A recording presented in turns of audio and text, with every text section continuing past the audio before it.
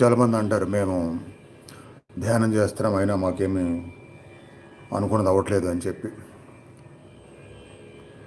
ధ్యానం ఒక్కటే సరిపోదు. ఎందుకు సరిపోదంటే, ధ్యానంలో నిర్వికల్ప సమాధి స్థితికి వెళ్ళే అంత గొప్ప స్థాయికి వెళ్ళినప్పటి నుంచే ఆ ధ్యానం యొక్క ఫలితాలు రావటం మొదలైద్ది.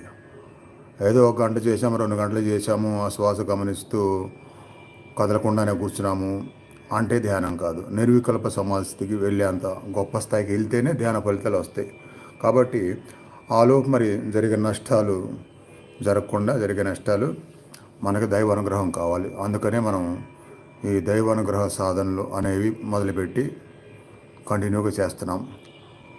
అలాంటి దైవానుగ్రహ సాధనలో ఇలాంటి ప్రత్యేక దేవీ నవరాత్రి లాంటి వాటిలో ఇంకా బాగా పనిచేస్తాయి. కాబట్టి వీటిని ఉపయోగించుకోవాలి. అలా ఏ